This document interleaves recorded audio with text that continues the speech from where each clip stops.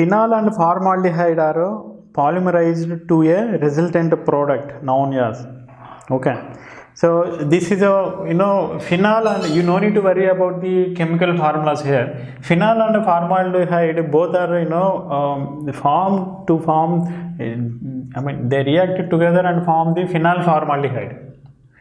Okay, one new polymer, and its name also called as the Bakelite. You might be wondering, like UPSC asked all of a sudden this question. See, this is one just example, phenol plus formaldehyde. Like that, you can produce so many components. There are so many things that are there in the polymer. So how to remember each and everything? See, the William Callister textbook is a standard for the material science, and if you see that textbook, in some of the pages you can see the important materials, the special table is there, special column for the important points and then important materials.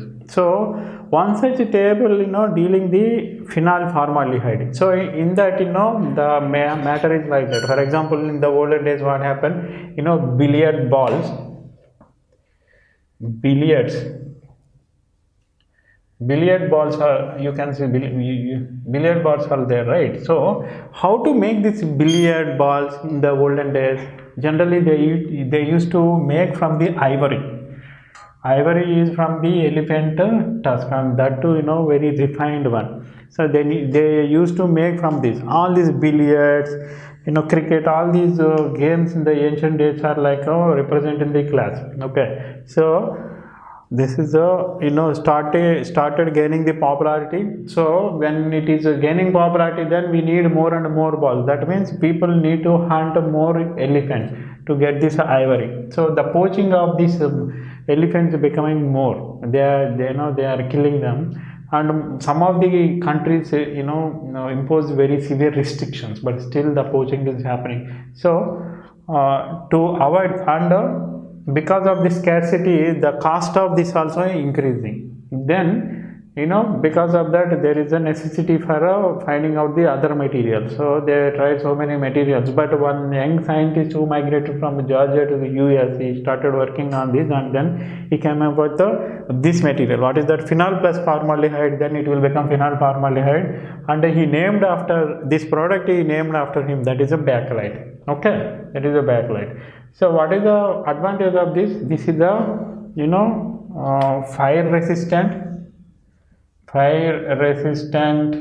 and then not that much, much brittle. Okay, if it is a brittle, then what happens in the billiards? You need to hit one ball with another. When it is going and hitting, then if it is brittle, then it easily will break.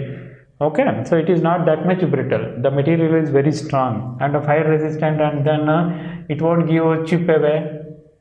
Chips also not coming. Why? Because always they are in continuous hitting one ball with another. Okay, so all these properties are there for this material. Okay, so that is why, and this is the thermosetting polymer. When you heat it, then it will become permanently plastic. And one more thing is, over the period, what happens, the color of the balls also not fading.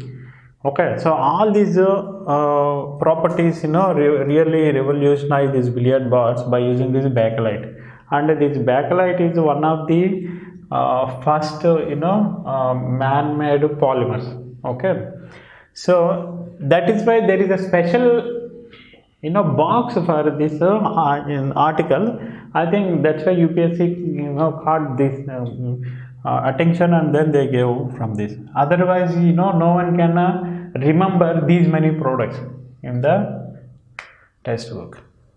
So what is the answer here? Bakelite. So which one is matching with this? Option B.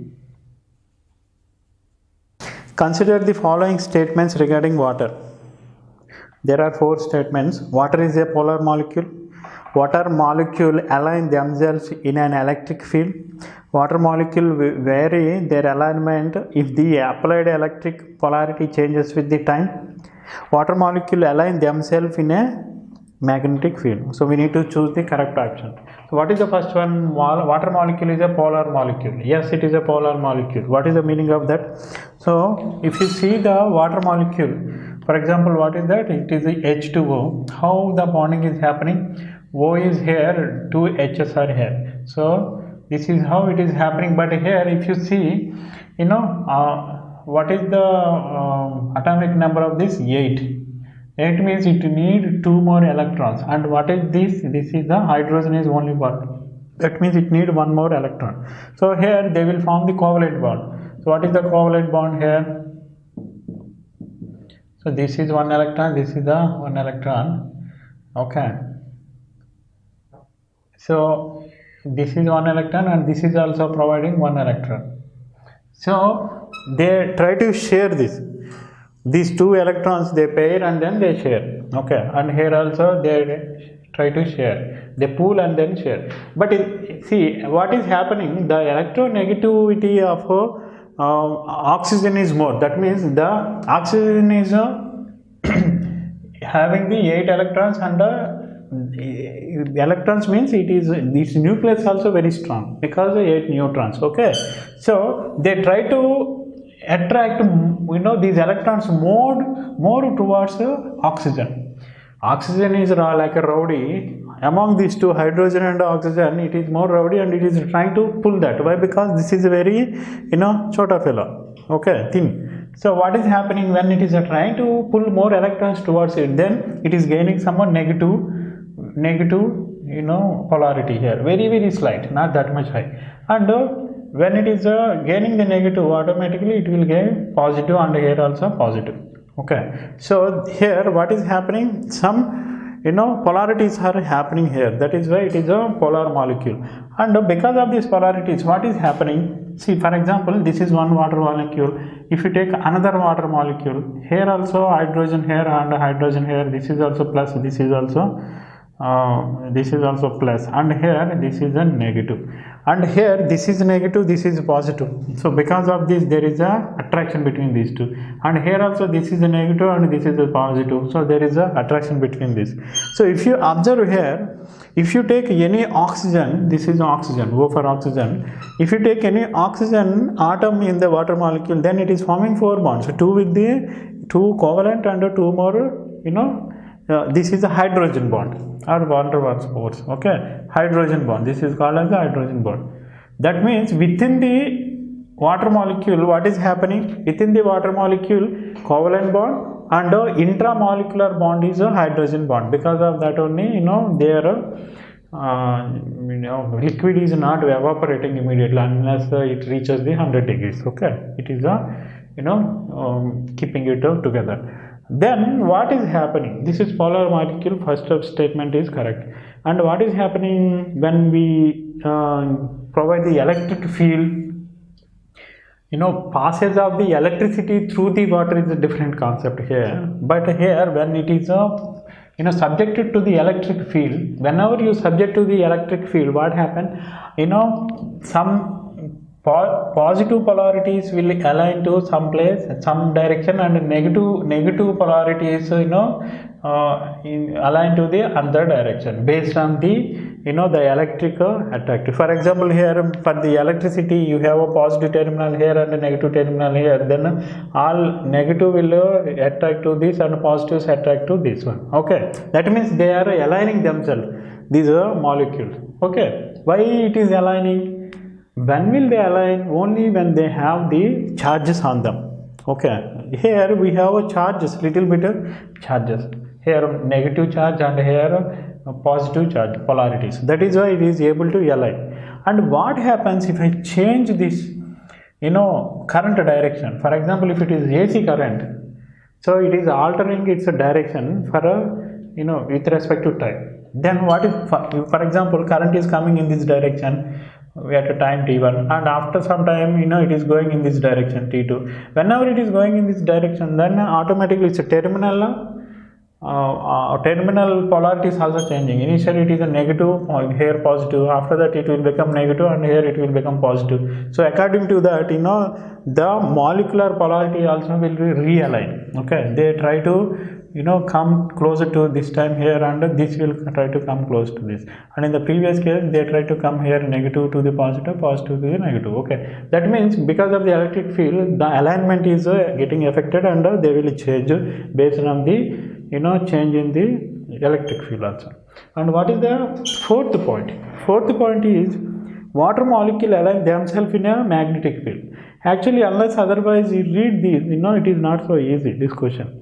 Water molecule align themselves in the magnetic field. Actually, there is a effect of magnetic field on the water molecule, but these molecules are not aligning because of the magnetic field. Okay, that you need to remember. And one more thing is, you might be having some doubt, like pure water act as a conductor, and then if you add some impurities, then it will act as a pure water as an insulator, and if you add any impurities, then it will act as a conductor. How is that? Because of for example, if you take the salt water, if it is not distilled water, distilled means very pure water. In the pure water you don't have anything except H2O. Then if you don't have any ions, then what is happening? There is no carriers, current carriers. But if you take tap water or any other normal water which is having some impurities, then you have impurities in the form of Na plus, Ca plus, like that. Then they act as ions and then they carry the current. Okay, that is why if you add some salt to the water, then current shock will happen. But if you keep in the distilled water, the electric wire, the current shock may not happen. That is different one. So here statement 4 is not correct, but remaining 3 statements are correct. Okay, so what is the option here? Option is 1, 2. So option is A here, 1, 2, 3. See, without knowing all these concepts, it is very difficult to guess in the examination, these type of questions. Okay. Consider the following assumptions made while developing the ionic packing theory. So what is the first one? Cations and anions are spherical, but these spheres are not hard. Cations are always smaller than anions. Each cation would tend to be surrounded by the maximum number of anions permitted by the geometry. Cations and anions do not touch each other. So, what are the correct statements here? See here, atoms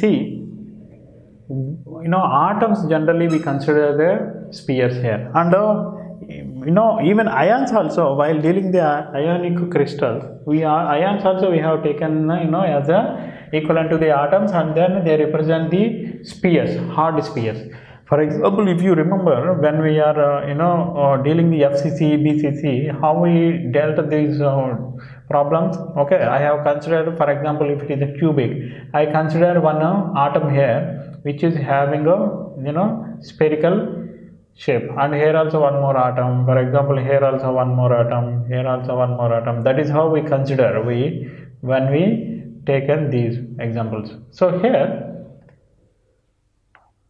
whenever that means here, these ions here, apart from atoms, even ions also we can consider as a spheres here, and these spheres are not soft.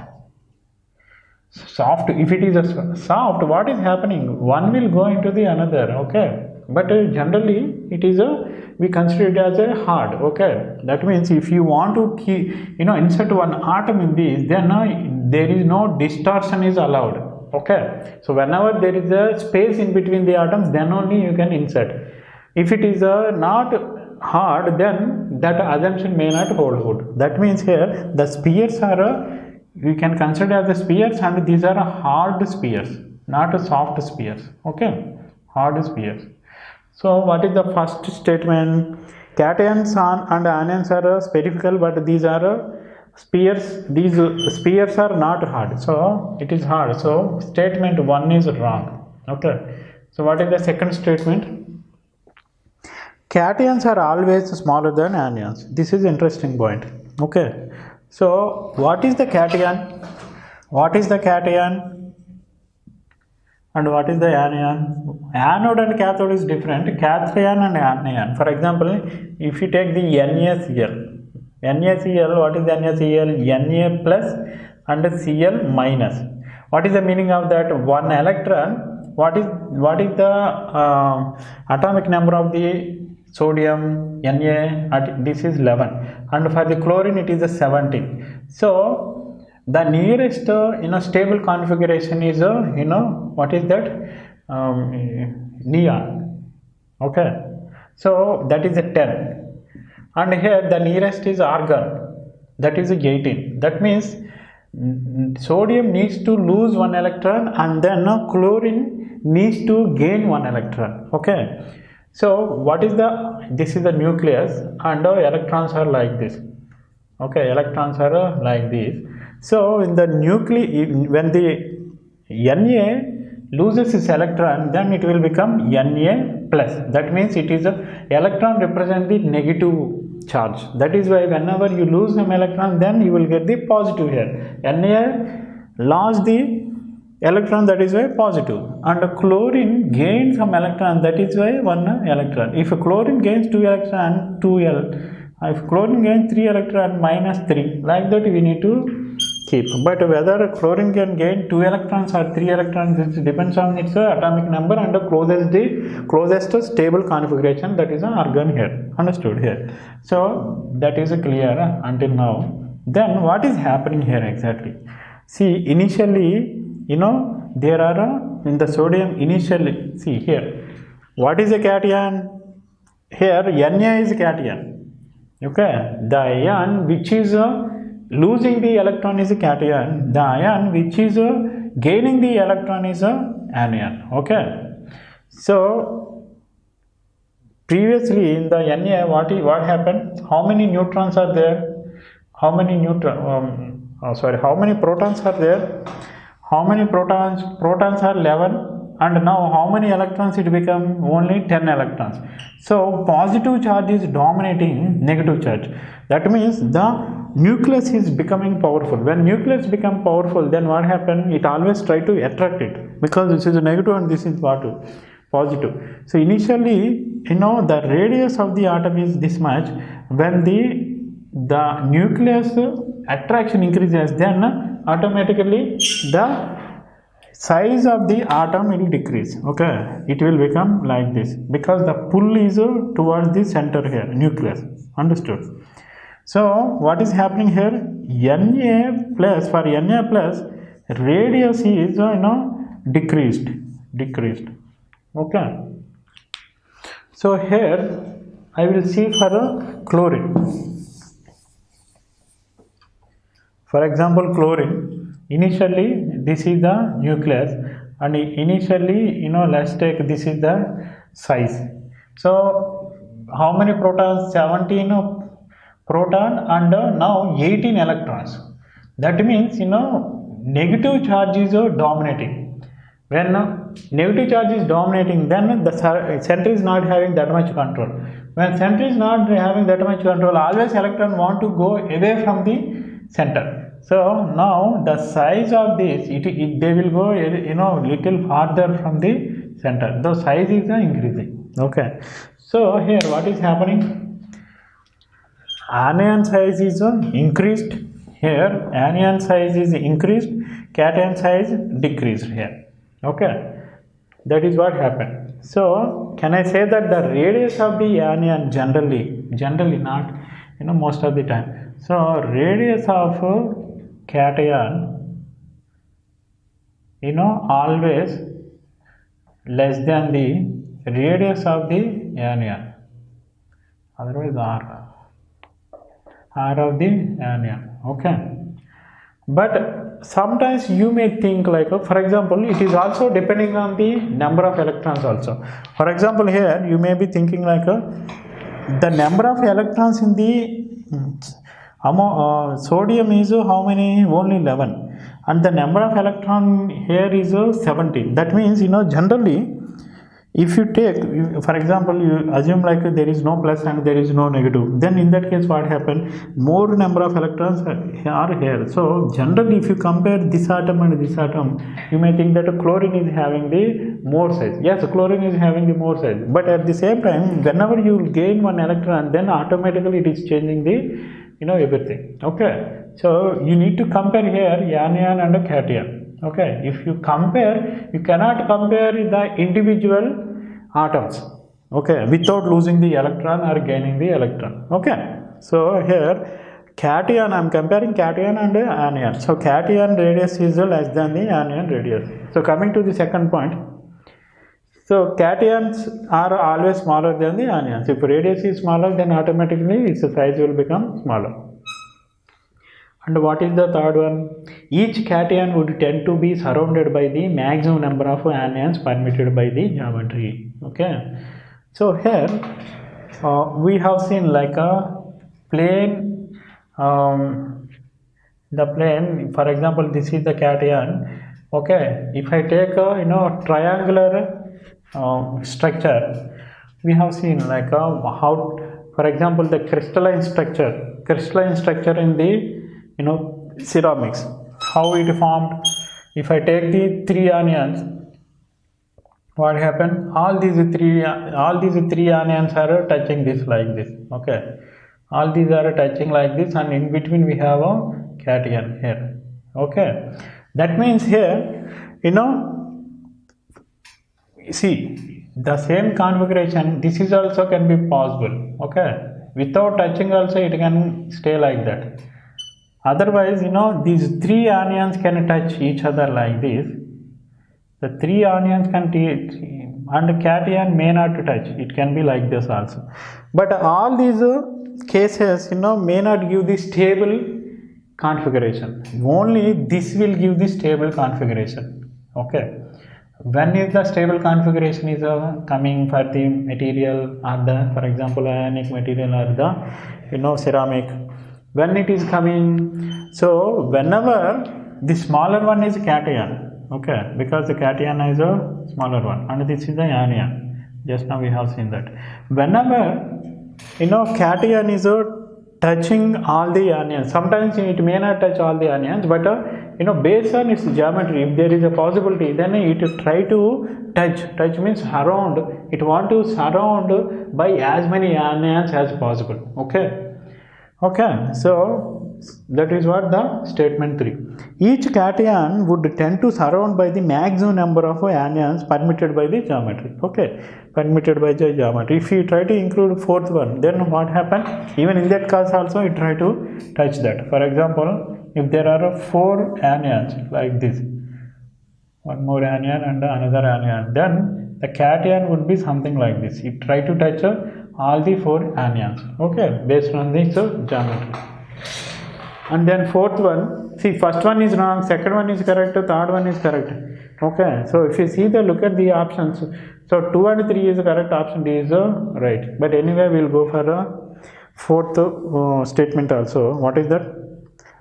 Cations and anions do not touch each other. That is absolutely wrong. See here, if fourth is correct, then third automatically become wrong. So here what I am saying, cation try to touch it, then it will form the stable configuration. To form the stable configuration, they need to touch each other. If they don't touch each other, then it is an unstable configuration. Okay, so already we dealt in the lectures also. So fourth also wrong option. So what are the correct option?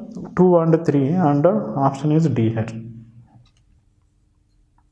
Next question. Consider the following statements. Asphalt is a naturally occurring product having non-crystalline structure. Rock asphalt occurs in limestone or sandstone. Tar is a residue left after distillation of crude oil. And resin in asphalt provide the stickiness to the product. Okay, so before we select the options, first we will see the basics of this asphalt. Why examiner asks about the asphalt? For example, all the construction elements, especially on the roads, we will see the asphalt only. Okay, whatever concrete you mix with the concrete, and then there is a black color sticky substance come. That is generally previously they used to use the tar, but these days they are using the asphalt, and both are different even though they look similar. Okay, so what is the asphalt? Sometimes some people also call it as a bitumen, but asphalt is a little bit different from that. Okay, because of, for example, if you take the concrete, mixed concrete is something like asphalt, but butadiene you can say it as something like a cement or something like that. Okay, but in some of the countries, you can refer it as the same in some of the instances. So what is the asphalt? Asphalt is a sticky, black, highly viscous liquid or a semi-solid form of a petroleum. Okay, so as like in the figure, and here it can be formed as a naturally and as well as a refined product. See how these are formed. For example, thousands of years ago, the bacteria, the living organism, and then algae, whatever is under the under tremendous amount of the pressure and the heat, what happens? They will converted into this, okay, and they will be trapped under the mud, and then over the period they will become like that. Okay, when I say natural, then it can occurs in the unconsolidated limestone or a sandstone also. Okay, then it is called as the rock asphalt. Because these are the rocks, and if it is coming as a byproduct of the you can directly extract that also. Okay, then main application is a road construction. Okay, how it is acting as a road construction element? For example, this is a sticky and a black one. Okay, and this is a sticky, black, and a liquid to the semi-liquid. Whenever it is a liquid to semi-liquid, then what is the meaning of that? It is no crystalline material. It is not a crystalline material, and since it is a liquid and sticky, then the aggregate particles, for example, if you put some concrete here and then any other particles, then it will try to bind everything together. Okay, so that is why it is used in the road construction. Okay, and many times you come across this tar, you may think that whatever these days we are using may be tar, but it is different, even though they are same, both look like. How this is mainly different from this asphalt? Okay, actually, this is the thermoplastic material, and generally this is produced from the destructive distillation. Okay, this can be available either natural or a refined product, but this is from the destructive distillation. What is the destructive distillation? We have seen the distillation. Okay, what is the distillation? Normal distillation. For example, you extracted some crude oil from the earth, and you want to produce some more petrol from that, refined petrol. So in the petrol there are so many other energy materials also mixed. For example, natural gas or so many other things are there, but each component is having one boiling point. Okay, petrol will boil at some temperature, natural gas will escape at some temperature, or some other ingredient will evaporate at some temperature. So you heat it, so that what happened, they reach the boiling point and they try to escape. Already from the research, like at this temperature petrol will come out, at this temperature natural gas will come out. So you maintain different temperatures within the chamber, distillation chamber, and then you keep one outlet for that, so that at those corresponding temperature the material will come, whatever component or constituent you want to get, that constituent only will come out. Okay, so here generally in this case what is happening, you will maintain the temperature in such a way that approximately 50% of temperature difference will be maintained for every boiling point in the case of a normal distillation process. Okay, and after that we might have here like a fractional distillation.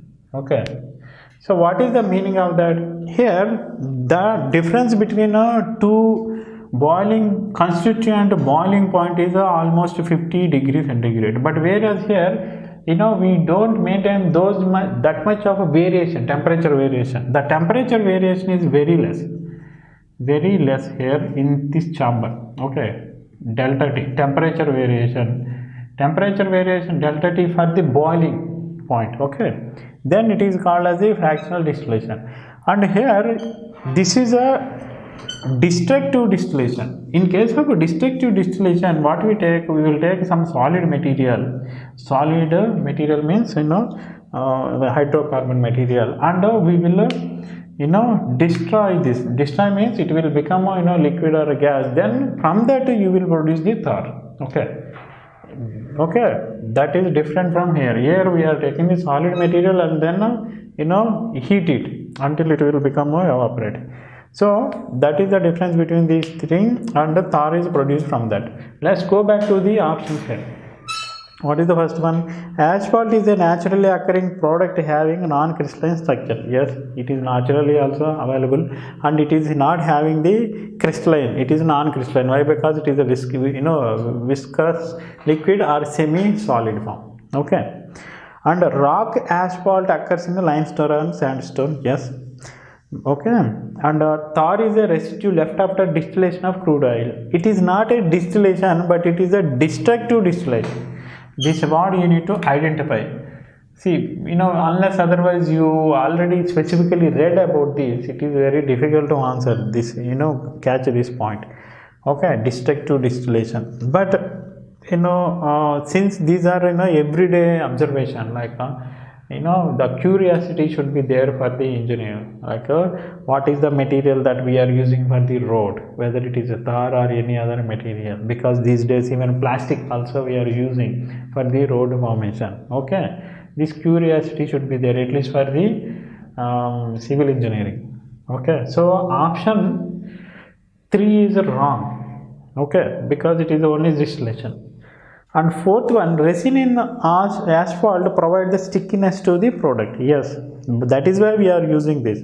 Otherwise, we don't use this. Okay, so some resin is sticky liquid is bringing all the aggregate particles together, and then it is holding. Okay, so except 3, 1, 2, 4 are correct. So option is C here.